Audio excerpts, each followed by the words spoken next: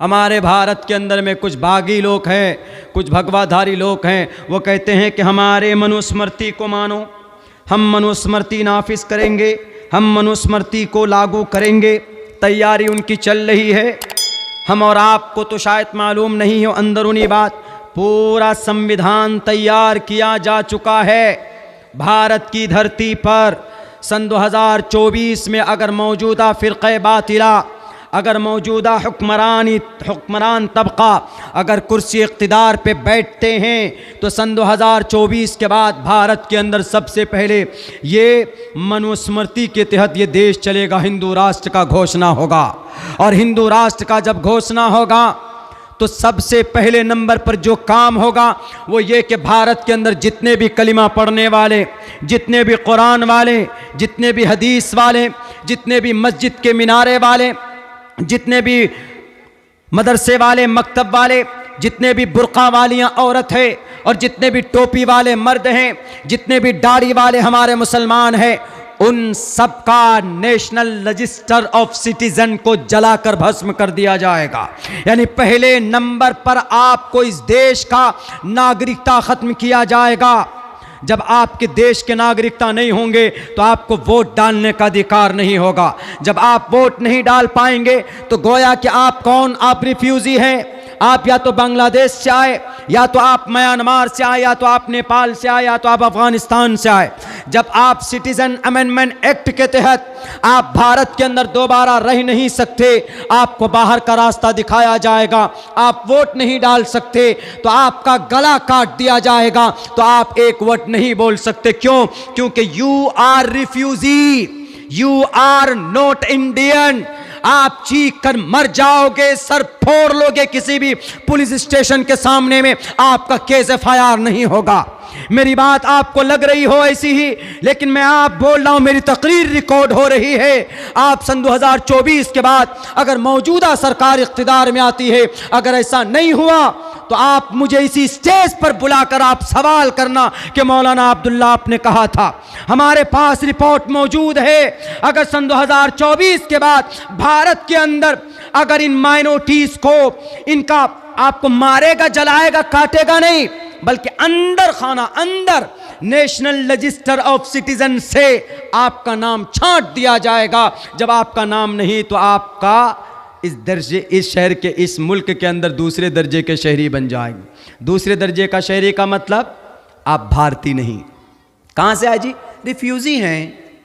कहाँ से आए? पता नहीं कहाँ से आए। कौन पूछेगा? भारत में कौन पूछेंगे इनसे? खुद ही इख्तिदार में बने बैठे होंगे तो कौन पूछेगा? ज़्यादा से ज़्यादा यूनाइटेड नेशन पूछेंगे, अक़वाम मुत्तहिदा। तो अक़वाम मुत्तहिदा को कहेंगे कि सर हमारी तो कोई गलती नहीं है, ये देख लीजिए नेशनल रजिस्टर में इनका नाम ही नहीं है, प्रूफ ही नहीं है इनका, पूरा रिकॉर्ड को रिमूव कर दिया जाएगा। आपका पिछला कोई रिकॉर्ड ही नहीं रहेगा। हाँ हैं, थे 1971 के बाद आए हैं जी, इधर से भी आए, उधर से भी आए। इनको तो उधर जाना चाहिए, उधर जाना चाहिए। 1947 में पाकिस्तान बना, वहां जाना चाहिए। 1971 में बांग्लादेश बना, वहां जाना चाहिए। वहां से बाद में आए लोग, जहां के नागरिकता नहीं। जी, एक बहुत बारीक बात मैंने किसी ज़माने में तकरीर में कही है कि भारत को हिंदू राष्ट्र ताकत के बलबूते पे नहीं बनाएंगे, कानूनी प्रोसेस में बनाएंगे। कानूनी प्रोसेस में, जैसे कानूनी प्रोसेस में क्या बनाया? भले ही हनफी मसलक के मुताबिक उनकी मुखालफत हुई, कौन सा? तलाक के ऊपर जो बिल लाया, ज़बरदस्ती नहीं लाया, वो कानूनी प्रक्रिया। क्या कानूनी प्रक्रिया? लोकसभा में पास किया, राज्यसभा में पास किया और उनके राष्ट्रपति के पास जाकर मोहर लगा दी, ठप्पा लगा दिया। लो जी, चीख कर रह जाओ। यूनाइटेड नेशन ने पूछा कि तलाक के ऊपर क्यों बिल बनाया, क्यों ज़बरदस्ती तलाक का बिल पास करवाया? तो गृह मंत्री जी ने कहा कि सर हमने ज़बरदस्ती नहीं किया है। जो किसी भी हमारे मुल्क में, हमारे देश में, हमारे संविधान में लिखा है कि अगर कोई अलग से एक्ट बनाया जाएगा या कोई ऑर्डिनेंस आएगा तो उस ऑर्डिनेंस को अध्यादेश के जरिए नहीं लाया जाएगा, बल्कि हम लोकसभा में, राज्यसभा में और राष्ट्रपति के जरिए पास करके लाते हैं। उसी प्रोसेस में ये लाया है। हमने कहाँ गुनाह किया सर? अगर ये गलत होता तो लोकसभा में पास नहीं होता, और लोकसभा में पास हुआ सर, तो राज्यसभा में भी पास नहीं होता, राज्यसभा में भी पास हुआ, लोकसभा में भी पास हुआ, और जो हमारे राष्ट्रपति हैं, राष्ट्रपति ने सिग्नेचर भी किया। तो अब बताइए हमारी क्या गलती? उनका तो पीछा छूट गया। ये एक टेलर है, मस्जिद के ऊपर फैसले, टेलर है ये, टेलर। पिक्चर मूवीज रिलीज होने से पहले 2 मिनट का टेलर आता है ना, टेलर, नौजवान लोग देखते हैं उसको। हाँ, इस टेलर को देखकर पता चलता है कि मूवी कैसी होगी, फिल्म कैसी होगी, या वो एपिसोड कैसा होगा, वेब सीरीज कैसा होगा।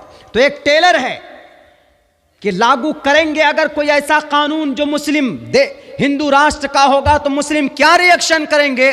ज्यादा से ज्यादा 100 दिन तक प्रोटेस्ट करेंगे, ज्यादा से ज्यादा। जैसे CAA में किया हमने, CAA पे 100 दिन तक हमने प्रोटेस्ट किया, क्या कुछ हुआ? कुछ भी नहीं हुआ, वहीं के वहीं, बल्कि उस पर अमल शुरू हो गया। कुछ नेता लोग हैं जो चीखते हैं ऐसा नहीं होने देंगे, वैसा नहीं होने देंगे, पता चला कि उनका लिंक कहीं और से मिल जाता। उनके अकेले चीखने चिल्लाने से कुछ नहीं होता। क्यों? इख्तिदार पे हम लोग नहीं हैं, हमारी हैसियत ही नहीं, कुछ भी नहीं। मेरे भाइयों, मेरे साथियों, बहुत नाजुक हालात से हम लोग गुजर रहे हैं। अल्लाह के नबी सल्लल्लाहु अलैहि वसल्लम को उन काफिरों ने कहा कि मोहम्मद रसूलुल्लाह, आप अपनी शरीयत पर, हम आपकी शरीयत पर अमल करेंगे, आप मेरी शरीयत पर अमल करो। अल्लाह के नबी को वही की गई कि बिल्कुल नहीं, कह दीजिए कि या अय्युहल काफिरून ला आबुदु मा ताबुदून, जिन बुतों के सामने तुम नतमस्तक होते हो, जिन बुतों के सामने तुम हाथ झुकाकर पूजा करते हो, ला आबुदु, मैं इबादत नहीं करूँगा, वला अंतुम आबिदून मा आबुद, वला अना आबिदुम मा अबदतुम, वला अंतुम आबिदून मा आबुद, लकुम दीनुकुम वलिय दीन।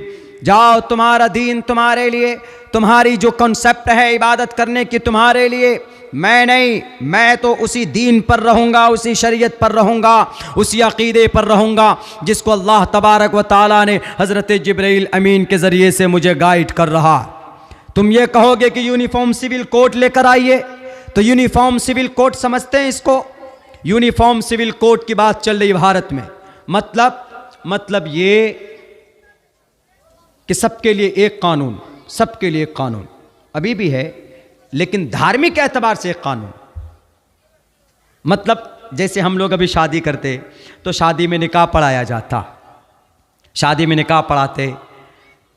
एक एग्जाम्पल दे रहा हूं, तो जब यूनिफॉर्म सिविल कोड नाफिज होगा तो उस वक्त में शादी में निकाह नहीं होगा, बल्कि जो कानून पास होगा, अब यहाँ पर मुसलमान निकाह पढ़ते हैं, अबिल तो कबिल तो होता है शादी के मंडप, शादी उसमें इमाम मौलाना साहब के सामने, इमाम साहब के पास। उसके बाद हिंदू धर्म के अंदर में 7 फेरे लिए जाते हैं शादी के मंडप में। क्रिश्चियन में कुछ और होता है, गुरु के सामने में आकर के किसिंग करते हैं, वो फूल एक्सचेंज करते हैं। कलीसाओं में अलग होता है, गुरु नानक के यहाँ सिख धर्म में अलग तरीके से किया जाता है, बौद्ध में अलग धर्म से अलग तरीके से किया जाता है। लेकिन जब यूनिफॉर्म सिविल कोड आएगा तो सबकी शादी एक तरह होगी। कैसे होगी? गवर्नमेंट जो फैसला करेगा। अब बताइए, सरकार जो फैसला करेगी वो तो कौन सा तरीके पर अमल करेगी? वो तो वही तरीके पर अमल करेगी ना कि ओम भूर्भुवः स्वाहा, ओम कुरु स्वाहा, ओम मंगलम स्वाहा। वो तो उसी पर कहेगी कि भाई ये शादी के मंडप पर बैठकर सब शादी करो। क्यों? वो लोग वही कुर्सी पर बैठे हुए, वो तो अपने मजहब के मुताबिक कानून बनाएंगे ना, आपके मजहब के मुताबिक तो बनाएंगे नहीं। तो क्रिश्चियन तैयार हो जाएगा ओम मंगलम स्वाहा बोलने के लिए? क्या जैन तैयार हो जाएगा? मुसलमान तैयार हो जाएगा? नहीं, लेकिन कोशिश जारी। वो कहते हैं कि एक देश में एक जैसा कानून मजहबी एतबार से, ये इम्पॉसिबल है, हो नहीं सकता। इसीलिए हम कहते हैं कि तुम्हारा शादी का मंडप तुम्हारे लिए, हमारे शादी की ब्याह का जो तरीक़ा है, जो निकाह का सबसे आसान तरीक़ा मोहम्मद रसूलुल्लाह ने बताया। तुम्हारे यहाँ शादी में जहेज दिए जाते हैं, तिलक दिए जाते। 6 लाख बच्चियां पिछले 1 साल के अंदर जहेज के तिलक की वजह से आग के हवाले कर दिया गया। इंडिया टीवी की ये रिपोर्ट, उनकी प्रिंट मीडिया की रिपोर्ट पढ़िए, ये रिपोर्ट है। हमारे इस्लाम में अगर कोई जहेज लेता है, अगर कोई तिलक लेता है, अकॉर्डिंग टू द इस्लामिक शरीयत नॉट अलाउड। मोहम्मद रसूलुल्लाह की ज़िंदगी सामने लाकर खड़े करके हम कौम के समाज के लोगों को समझाने की कोशिश करते। इससे बेहतर दुनिया में कोई मज़हब नहीं है। इसलिए मैं कहता हूँ कि तुम्हारा मिजाज, तुम्हारा तरीक़ा तुम्हारे लिए, हमारा तरीक़ा हमारे नबी का, हमारे कुरान का, हमारी जो शरीयत है वह हमारे लिए, तुम पर अमल करो, हम पर अमल करेंगे। लेकिन एक दावत देते हैं तुम्हें भी, आकर देखो, अमल करके देखो, कुरान पढ़कर देखो, नबी की ज़िंदगी का मुताला करके देखो। इंशाअल्लाह ज़िंदगी के अंदर अगर सुकून न मिल जाए तो उस वक्त तुम्हें एतराज़ करना कि मौलाना अब्दुल्ला यू आर अल्लाह, तो आप झूठ बोलते। ये दावत है आपको कि आइए आप इस्लाम को कम से कम जांचिए, परखिए। तो मोहम्मद रसूलुल्लाह ने मना कर दिया साफ लफ्ज़ों में। आप अलैहिस्सलातु वस्सलाम को दौलत की लालच दी गई। दौलत ये लीजिए मोहम्मद रसूलुल्लाह, ये अरब के ख़जाने की चाबी, लेकिन खुदारा ला इलाहा इल्लल्लाह के काम को आगे मत बढ़ाइए। ख्वाजा उनके अबू तालिब के पास आए, ए अबू तालिब तुम क्यों हिमायत करते हो मोहम्मद की? क्या देखा है उसमें मोहम्मद में? उन्होंने कहा कि हमारा भतीजा है, सच बोलता है, झूठ नहीं बोल सकता, बचपन से उसने झूठ नहीं बोला। एक मौके पर हजरत अब्दुल्ला, हजरत अब्बास रजी अल्लाह ताला अन्हु फरमाते हैं वो इतना हयादार बच्चा है कि बचपन से लेकर जवानी तक, इस वक्त तक मैंने इतना हयादार बच्चा और इतना अमानतदार बच्चा आज तक हमने नहीं देखा। तो वो मोहम्मद झूठ नहीं बोल सकता, इसलिए मैं उसके पीछे खड़ा हूं।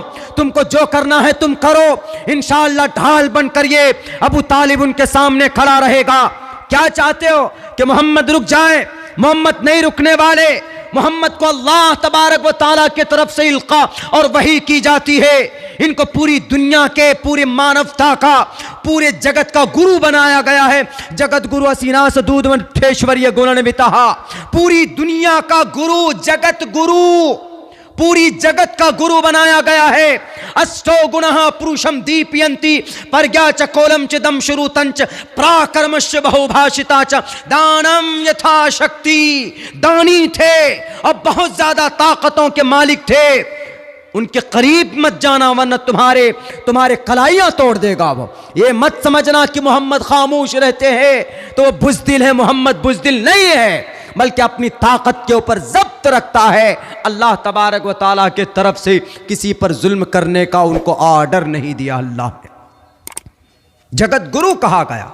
आए दौलत लेकर मोहम्मद, ये खूबसूरत लड़का है, इसको गुलाम बना लीजिए और फिर रुक जाइए, आप बाज आ जाइए। मोहम्मद रसूलुल्लाह ने कहा, ए अबू जहल, ये उतबा, शैबा, वलीद, हंज़ला, मुगीरा, तुम लोग मेरे हाथ में सूरज ला कर रखो, दूसरे हाथ में चांद को ला कर रखो।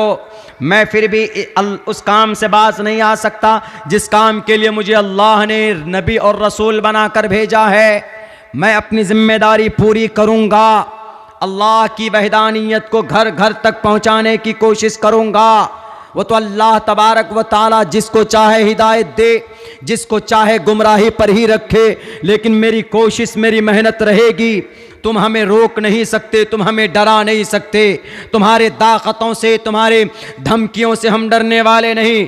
ठीक वही जवाब मैं आपके इस मंच से इन कुफ़ार को, इन मुशरिकीन को, इन दुश्मनाने भारत को, इन दुश्मनाने मानवता को, इन दुश्मनाने डेमोक्रेसी को, इन दुश्मनाने जमहूरियत को, इन तमाम को कहता हूँ कि जैसे मेरे नबी ने जवाब दिया था वैसे हम तुम्हें जवाब देते हैं। तुम्हारे डराने से, ये तुम्हारे भगवा पहनने से या तुम्हारे गेरवा पहनने से आज हम भारत में अपने मजहब पर अमल करने से बाज नहीं आ सकते। तुम अगर किसी की दाढ़ी पकड़कर मारोगे तो क्या हम नमाज पढ़ना छोड़ देंगे? क्या हम तुम्हारी टोपी को, तुम हमारी टोपी को उछालोगे तो क्या हम टोपी लगाना छोड़ देंगे? क्या हमारी बेटे की पीछे अगर जय श्री राम का नारा लगाओगे तो क्या हमारी बेटियां हिजाब पहनना छोड़ देंगी? अगर तुम्हारा ये गुमान है, अगर तुम्हारी ये ख्याल है तो मैं सिर्फ भारत नहीं पूरी दुनिया के लोगों को कहना चाहता हूं, एक बात याद रखो। जो जवाब बीबी सुमैया का था अबू जहल के सामने कहा था कि अबू जहल तुम हमारे जिस्म के एक खून का एक एक कतरा निकाल कर फेंक दो दुनिया में, मैं फिर भी अल्लाह तबारक व तआला के भेजे हुए नबी के फरमान के मुताबिक मैं उनके फरमान से और उनकी लाई हुई शरीयत से अपना मुंह नहीं मोड़ सकती। तुमको जो करना हो तुम कर लो। क्या तुमको मोहम्मद रसूलुल्लाह सल्लल्लाहु अलैहि वसल्लम की वो वसीयत याद नहीं है? क्या तुम मोहम्मद रसूलुल्लाह की उन बातों को भुला चुके हो? हमारे नबी ने, आखिरी नबी मोहम्मद रसूलुल्लाह ने कहा था, ए मेरे प्यारे सहाबा, तुम्हें आग में रखकर जलाकर भस्म कर दिया जाए या तुम्हें अंगारों पर लिटाकर जला दिया जाए, तुम्हारे जिस्म के टुकड़े कर दिए जाए, लेकिन अल्लाह के साथ किसी दूसरे को शरीक मत करना और जानबूझकर फर्ज नमाज को तर्क मत करना और कभी शराब मत पीना। आज मैं वही जवाब देता हूं कर्नाटका के उन नहंजारों को, आज मैं वही जवाब देता हूं एशिया महाद्वीप के उन धर्म के दुश्मनों को जो हमारे इस्लाम को, कुरान को, शरीयत को, नमाज को, अजान को, मदरसों को, पर्दे को, टोपी को, दाढ़ी को, बहन को, बेटियों को आज भगवा कपड़ा पहनकर डराना चाहते हैं। जो जवाब बीबी सुमैया का था अबू जहल के सामने, तुम्हारे इन करप्ट नेताओं के सामने आज अब्दुल्ला सालिम का भी वही जवाब है। लाख कोशिश कर लो, इस धर्म को नहीं मिटा पाओगे। हम शहीद हो जाएंगे अपने इस देश में, लेकिन अपने मजहब पर अमल करना नहीं छोड़ेंगे। क्यों? क्योंकि अल्लाह तबारक व तआला ने कहा है कि दुनिया के अंदर तुम्हें भेजा जा रहा है इस दीन की वजह से, इस शरीयत की वजह से, इबादत की वजह से भेजा जा रहा है। हम इबादत करेंगे, तुम्हारे डराने से नहीं डरेंगे। और फिर सुन लो, भारत का संविधान भी हमें कहता है अगर तुम मुसलमान हो, freedom to manage religious affairs, अगर तुम मुसलमान हो तो अजान दे सकते हो। क्यों? क्योंकि भारत के संविधान का आर्टिकल नंबर 26 चीख चीख कर कहता है कि हर मजहब के लोग अपने अपने मजहब पर अमल कर सकते हैं, कोई देश में नहीं रोक सकता किसी को। जो जवाब बीबी सुमैया का था वही जवाब हमारा आज भी है, और हमारा ये जवाब देश के खिलाफ में नहीं है, देश के खिलाफ नहीं। अगर हम यहाँ तकरीर कर रहे हैं तो कुछ लोग ये कहेंगे कि मौलाना आप तो धार्मिक हो गए, आप तो देश के विरोधी हो गए।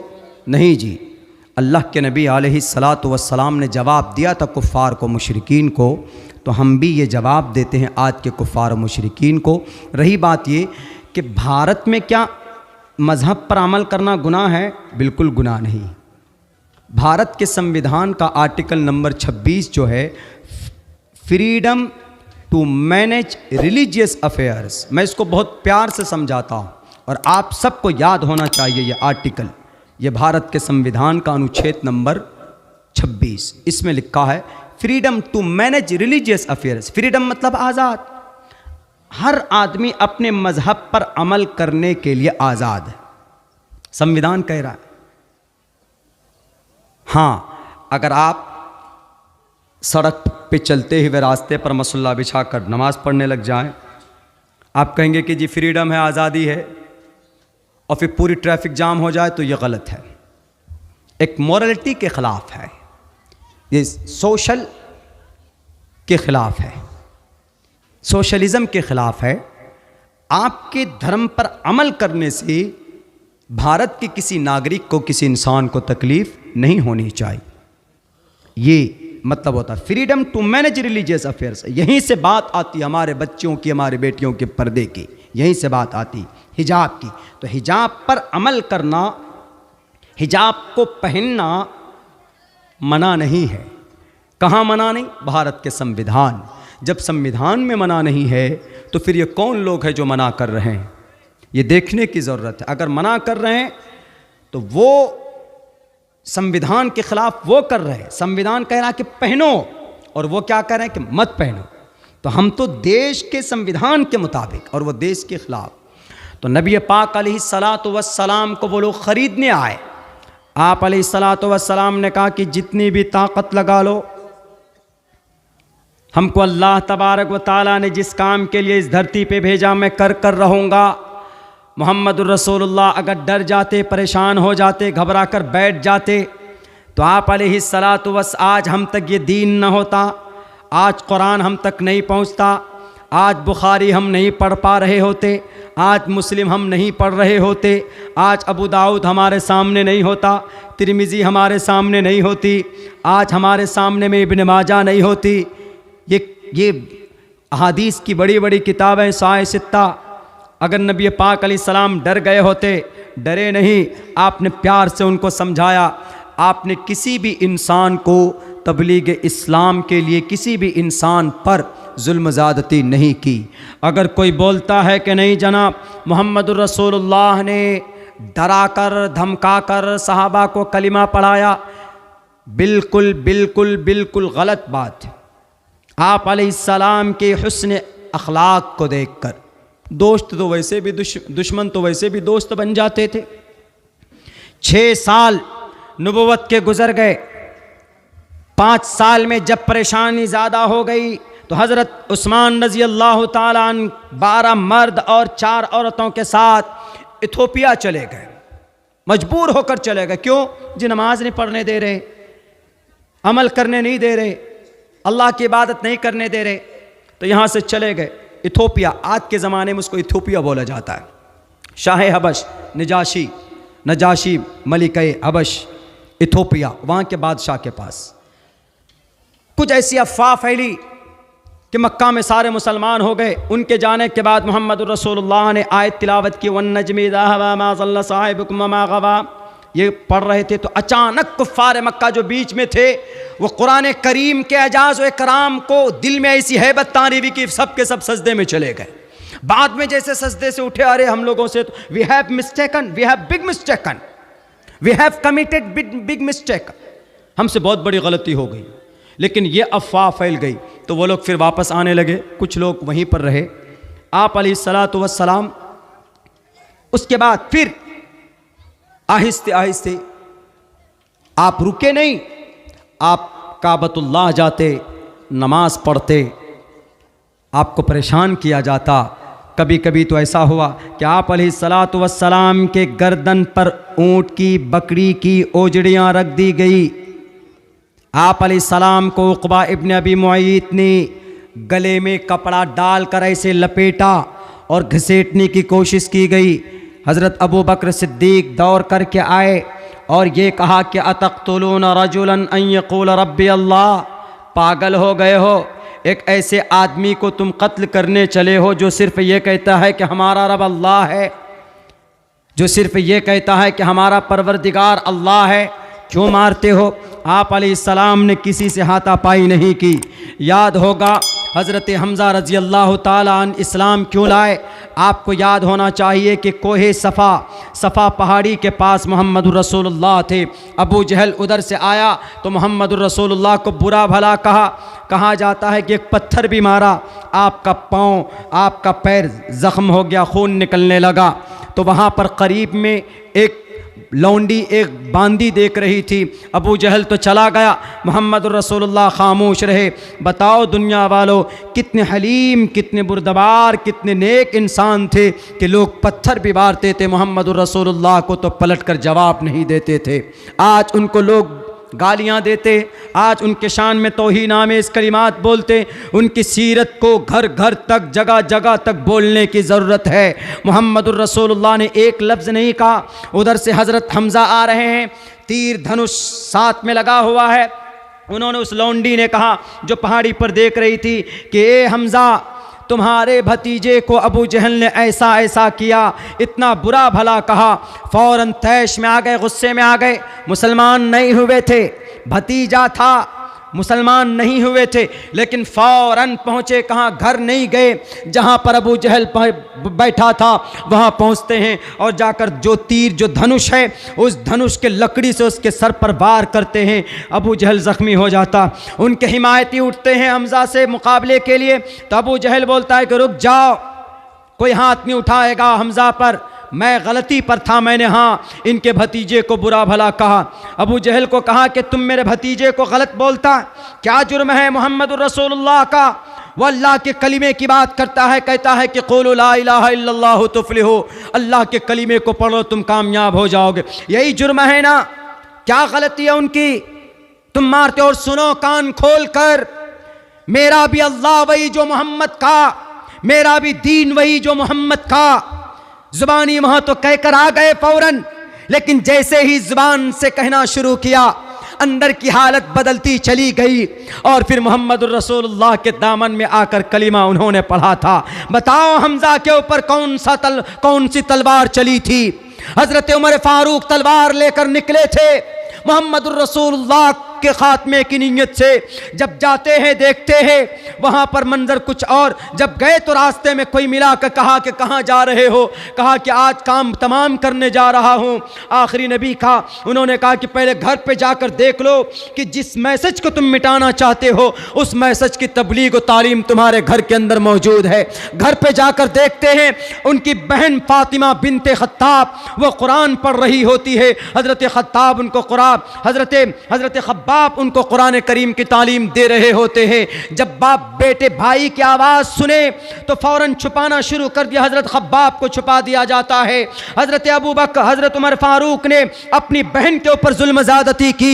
अब बहन ने कहा कि उमर, जिस माँ का खून दूध तुमने पिया उसी माँ का दूध मैंने भी पिया। तुम्हारे बदन में जो खून है, तुम्हारे रगों में जो खून है, वही खून मेरे रगों के अंदर भी है। तू जितना मारना चाहता है तू मार ले, लेकिन मेरे अल्लाह की वैदानियत को मेरे दिल से तू निकाल नहीं सकता। जब ये देखा तो दिल में एक उमंग पैदा हुई, आखिर है क्या इसमें? कहा कि ज़रा पढ़ कर सुनाओ, ज़रा देखो, मैं भी देखना चाहता हूँ है क्या। तो उन्होंने कहा कि तुम नापाक हो, पहले जाओ गुस्ल करके आओ, पाक होकर के आओ। आए तो सूरह ताहा ताहा मा अंज़लना अलैकल कुरआन लितश्क़ा पढ़ करके सुनाया। जब पढ़े तो दिल की कैफियत बदल गई, पूरी की पूरी कैफियत बदल गई उनकी। हज़रत उमर फ़ारूक रज़ियल्लाहु ताला अन्हु के नबी पाक अलैहिस्सलाम के दरबार में गए। हज़रत हमज़ा के 3 दिन बाद। कौन उमर? वो उमर जो बहादुर थे, हिम्मत नहीं थी उमर के सामने में किसी को खड़ा होने की। इतनी बड़ी ताकत के मालिक उमर इब्न खत्ताब रज़ियल्लाहु ताला अन्हु। कौन सी तलवार चली थी बताओ दुनिया वालों? तलवार के जरिए से बदनाम करने से मोहम्मदुर रसूलुल्लाह बदनाम नहीं होंगे, बल्कि आप अलैहिस्सलातु वस्सलाम की नरमी और आप अलैहिस्सलातु वस्सलाम की हमदर्दी ने पूरी दुनिया के अंदर इस्लाम का चर्चा, इस्लाम का परचम को बुलंद किया है, जुल्म ज़्यादती से नहीं। इसीलिए कहा मोहम्मदुर रसूलुल्लाह को वमा अरसलनाका इल्ला रहमतल लिल आलमीन। ये कहा we have sent you not but as a mercy for all creatures. ए मोहम्मद, आपको सिर्फ नबी और रसूल बनाकर नहीं भेजा जा रहा है, बल्कि आपको पूरी दुनिया के लिए रहमतुल लिल आलमीन बनाकर भेजा जा रहा। मेरे भाइयों, इस पर भी बस नहीं हुआ। जब देखा कि मोहम्मद रसूलुल्लाह रुक नहीं रहे हैं, आप अलैहिस्सलातु वस्सलाम का मिशन आगे ही बढ़ता जा रहा है, आगे ही बढ़ता जा रहा है, तो कुफ़ार मक्का ने कोशिश की क्या कि एक काम किया जाए, जब तक ये इस मोहल्ले में रहेंगे, इस इलाके में रहेंगे, ये लोगों से संपर्क में आएंगे और लोग इस्लाम की सच्चाई को देखकर रुकेंगे नहीं, कलिमे को कबूल करते हैं, नमाज पढ़ने लग जाते हैं और फिर मोहम्मदुर रसूलुल्लाह की लाई हुई शरीयत पर अमल करने की पूरी कोशिश करते हैं। और ताज्जुब तो ये है कि जो एक मर्तबा ईमान लाया उसको कटवा दो, छटवा दो, कुटवा दो, वो इस्लाम से फिरने के लिए तैयार ही नहीं था। असल परेशानी तो ये थी, किसी को रुपए देकर, एक है ना हारिस बिन नजर बिन हारिस, उसने तो बाज़ाब्ता लड़कियां तैयार कर रखी थी, लड़कियां अपने घर में। क्या अगर देखता कि कोई इस्लाम के करीब हो रहा है, इस्लाम से बहुत करीब हो रहा है, बहुत मुतासिर है, तो फौरन वो किसी लौंडी को, किसी लड़की को उसके पास भेज देता कि जाओ उनको बहलाओ फुसलाओ। जाते उनके पास, बहलाते फुसलाते, उसको इस्लाम से दूर करने की कोशिश करते। लेकिन सहाबा किराम एक मर्तबा कलिमा पढ़ा, एक मर्तबा वहदानियत उनके दिल में आई तो दुनिया की कोई ताकत उनको हिला नहीं सकती थी, चाहे औरत हो कि मर्द हो, कोई भी हो। एक मर्तबा रब्बे जुल जलाल के वहदानियत घर करने के बाद, इसीलिए तो वो लोग परेशान थे कुफ़ार मक्का, मुशरिकीन मक्का, कि आखिर क्या किया जाए। पहले तो मजाक उड़ाया तब भी नहीं माने, उसके बाद फिर पागल दीवाना का तब भी नहीं माने, उसके बाद परेशान किया, ज़दोकोब किया, तब भी नहीं मान रहे, तो अब क्या किया जाए। अब चौथे नंबर पर उन्होंने फैसला ये किया कि मोहम्मदुर रसूलुल्लाह सल्लल्लाहु अलैहि वसल्लम के उनके टोटल मानने वालों का बाइकाट किया जाए। और फिर शैब अबी तालिब में 3 साल तक बाइकाट किया गया मेरे भाइयों, यानी सोशल बाइकाट। ना वहां से कोई बाहर जाएगा, न अंदर से बाहर से कोई अंदर जाएगा, न खाने पीने का कोई ट्रांसफॉर्मेशन होगा, कुछ नहीं, कुछ भी एक्सचेंज नहीं होगा, कोई रिश्तेदारी नहीं, कोई ताल्लुक नहीं, और कोई भी सोशल वर्क नहीं, कोई कम्युनिकेशन नहीं। All things had been disconnected in the Shib Abi Talib. Shib Abi Talib के अंदर में बाइकाट किया जाता है। तारीख गवाह है, सियर की किताबों के अंदर मौजूद है। वहां पर सहाबाए किराम के खाने के जब सब कुछ खत्म हो गए तो दरख्तों के पत्ते चबा चबा कर रहने पर मजबूर हो गए। उसके बावजूद भी इस्लाम नहीं मिटा, उसके बावजूद भी इस्लाम को अल्लाह तबारक व तआला ने और आन बान शान के साथ जिंदा किया। और फिर जब वो भी नहीं हुआ, उससे भी हार गए, तो बिलाखिर मोहम्मदुर रसूलुल्लाह के कत्ल की साजिशें रचने लगे। दारुन नदवा में बैठकर उन अबू जहल, अबू लहब, उत्बा, शैबा, वलीद, हंजला, मुगीरा ने कहा कि अब एक ही रास्ता बचता है कि मोहम्मद इब्न अब्दुल्ला का खात्मा कर दिया जाए। पास हुआ, मशवरा हुआ, ये बात पास आई कि सारे कबीले के एक एक आदमी बैठेंगे वहां पर, उनके जिस घर में रहते मुहासरा करके उनका काम तमाम कर दिया जाए। लेकिन जिसको अल्लाह रखे उसको कौन चखे, जिसकी मदद अल्लाह करता है, दुनिया की बड़ी से बड़ी ताकत उनके बाल को नहीं हिला सकती। दुनिया वालों, ये वो मजहब है, तुम यूरोप, अमेरिका, जापान, मशरिक व मगरिब और उत्तर से लेकर जुनूब तक सारी बातिल ताकत इसको मिटाने की कोशिशें कर चुका है। भारत में अंग्रेज ने भी कोशिश की थी, मुल्क शाम में एक वहां का बाइस, वहां के प्रेसिडेंट ने भी कोशिश की थी कुरान करीम को बदलने की, लेकिन वो खुद तबाह हो गया। कुरान आज भी अपने आन बान शान के साथ जिंदा है। पूरी दुनिया के लोग इस्लाम को बदनाम करने, इस्लाम को मिटाने की साजिशें रच रहे हैं, लेकिन वो ये बात भूल जाते हैं कि ये दीन मोहम्मद का नहीं है, ये दीन मौलाना अब्दुल्ला के तरफ से नहीं आया है, ये शरीयत किसी महापुरुष के तरफ से नहीं है, बल्कि इसका ताल्लुक कुरान से है। और इस कुरान का मुहाफिज उस अल्लाह तबारक व तआला का ये कुरान है, जो अल्लाह सर्वशक्तिमान है, जो अल्लाह दादेव महान है, जिस अल्लाह ने इस जमीन को पैदा किया, जिस अल्लाह ने चांद को पैदा किया, सूरज को पैदा किया। 14 करोड़ 30 लाख मुरब्बा मील के इलाके में अल्लाह ने जो इस पूरे पृथ्वी को जो पैदा किया है, 30 करोड़ 6 लाख मुरब्बा मील के इलाके में जो समंदर को पैदा किया है, उस अल्लाह तबारक व तआला का यह मजहब है। 6 करोड़ 30 लाख मुरब्बा मील के दूरी पर चमकते हुए चांद को जो रोशनी दी है, यह उस अल्लाह तबारक व तआला का यह धर्म है। 4 करोड़ 60 लाख 4 अरब 60 करोड़ साल पहले अल्लाह ने जो जमीन को पैदा किया, ये उस अल्लाह का धर्म है। जब अल्लाह तमाम चीजों को पैदा कर सकता है, जब अल्लाह तबारक व तआला ताकतवर है, तुम्हें मनी के कतरे से, पानी के कतरे से तुम्हें इंसान बना सकता है, तो वह अल्लाह तबारक व तआला इस धर्म की हिफाजत क्यों नहीं कर सकता? ये शायद वो भूल जाते। अल्लाह तबारक व तआला का ये मजहब, ये शरीयत, अल्लाह ने खुद से नाम रखा इस मजहब का, ये मुसलमानों का, हुवा सम्माकुमुल मुस्लिमीन, कि तुम्हारे नाम मुसलमान होंगे। और जो मज़हब है और भी क्रिश्चियन, जैन, बौद्ध, किसी को पसंद नहीं किया। अल्लाह ने कुरान में कहा इन्न दीन इंदल्लाहिल इस्लाम, इस्लाम हमको पसंद है। और इस्लाम में जो सबसे ज़्यादा मुत्तकी, तकवा, परहेज़गार इख्तियार करेगा वो मेरा महबूब होगा। इन्न अकरमकुम इंदल्लाहि अत्काकुम। कोई भेदभाव नहीं, बंगाल का हो कि बिहार का हो कि उत्तर प्रदेश का हो कि कलकत्ता का हो कि मालदा का हो कि सिल्लीगुड़ी का हो कि पटना का हो कि झारखंड का हो। In the sight of me there is no quality. I will accept that person and I like that the most, that person who follow every time the command of Quran, जो कुरान को follow करेगा, जो शरीयत को follow करेगा, and that this person lovely person, वो अच्छा होगा। ये कुरान का फाइनल डिसीजन है। ये लोग भूल जाते हैं कि नहीं जनाब, हमारी कोशिश करने से इस्लाम मिट जाएगा, शरीयत मिट जाएगी, कुरान मिट जाएगा। खामखा की कोशिश। जब उन्होंने कोशिश की मोहम्मद रसूलुल्लाह को कत्ल करने की, सारे लोग आ गए तलवार लेकर, घर को घेर लिया।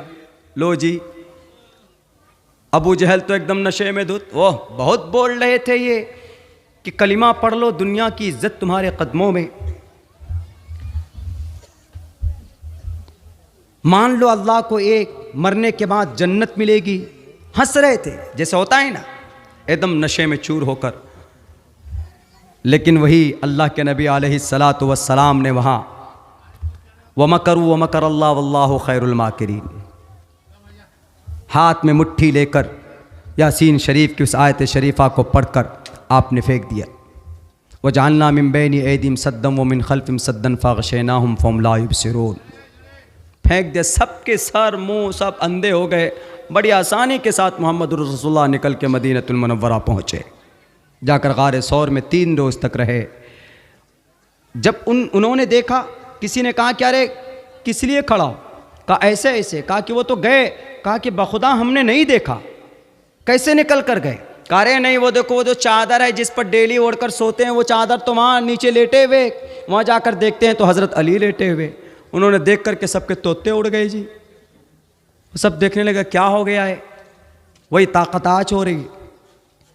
मोहम्मद रसूलुल्लाह नहीं, उनकी शरीयत को मिटाने की साजिशें हो रही, कोर्ट के ज़रिए से साजिश हो रही। इंशाअल्लाह तुम कोर्ट के ज़रिए से फ़ैसला करो और फ़ैसला हमारे हक़ में आएगा। क्यों? क्योंकि हम हक़ पर हैं। आया था फ़ैसला, कोर्ट के फ़ैसला था ना वो केरला हाई कोर्ट का। केरला हाई कोर्ट ने सन 2016 में फ़ातिमा बशीर को मना कर दिया था। क्या CBSE बोर्ड ने मना कर दिया? CBSE बोर्ड ने मना किया कि Fatima Bashir wearing hijab with hijab is not allowed to sit in pre-examination hall, exam में नहीं बैठ सकती। कौन? फ़ातिमा बशीर। किसने कहा ये चैलेंज किया उसने, CBSE बोर्ड ने। बहुत मजबूत बोर्ड है, तकरीबन 28,000 स्कूल इसके अंडर में है, 1929 से चल रहा है और फिर इंडियन मिनिस्ट्री के अंदर है। उन्होंने कहा साफ लफ्ज़ों में, central board of education CB, central board, centre board भी सेंट्रल बोर्ड, CBS, S के मतलब CBSE, central board of school, secondary school. उसने मना कर दिया कि जी हम नहीं देंगे। और क्या लागू किया, क्या हुक्म नाफिज किया कि जो भी बेटी आएगी एग्ज़ाम में वो ममता दीदी की तरह हवाई चप्पल पहन के आएगी, हवाई चप्पल, और कपड़ा बड़ा नहीं, छोटा कुर्ता, बटन बड़े बड़े होने चाहिए, पूरा बदन, पूरा सर नंगा। How is it possible for the Muslim women wearing हिजाब टू कवर अप द हिजाब? It is an essential part of the Quran and हदीस। हमारी मुस्लिम बेटियां कैसे आ सकती? देवदत्त अवस्थी ने कहा, साफ लफ्जों में देवदत्त कामत ने कहा कि it is a integral part of Islam. बेटियां मर जाएंगी लेकिन तुम्हारे इस थ्योरी पर अमल नहीं करेगी। फौरन उस फातिमा बशीर ने चैलेंज किया और यह कहा कि वी विल नॉट फॉलो। तो supreme court, high court Kerala ने यह कहा कि जो सरकारी स्कूल है वहां पर तो नाफिज हो सकता है, लेकिन जो प्राइवेट स्कूल है, private school, private colleges, private university, वहाँ पर किसी भी मुस्लिम बच्ची को पर्दा पहन हिजाब करने से रोका नहीं जा सकता। साफ लफ्ज़ों में मना किया। किसने? केरला हाई कोर्ट ने। आज जो कर्नाटका का फैसला नहीं आ रहा है वो इसलिए नहीं आ रहा है चूंकि उडुपी की जो स्टूडेंट है वो प्राइवेट यूनिवर्सिटी की बच्चियां हैं, और केरला हाई कोर्ट ने पहले मना कर दिया है कि किसी भी प्राइवेट यूनिवर्सिटी में किसी बच्ची को मजबूर नहीं किया जा सकता कि तुम पर्दा, तुम हिजाब पहनकर नहीं आ सकते। किसी भी बच्ची को मना नहीं किया जा सकता। इसलिए अब वो दाएं बाएं देखकर अब क्या होवत है, क्या करें? अरे हम यही कहते हैं कि पूरे भारत के बेटियों को पर्दा में ले आओ, हिजाब में ले आओ, इंशाअल्लाह जिना के वारदात घट जाएंगे। जिना से रोकना हो तो कौन सा रास्ता? पर्दे का, हिजाब का, सबसे बेहतर रास्ता। वक्त तो मेरा तो तकरीबन पूरा हो चुका है। अभी तो सिर्फ हम हिजरत तक भी नहीं पहुँचे थे, चूँकि वक्त मुतय्यन है, मजबूत है।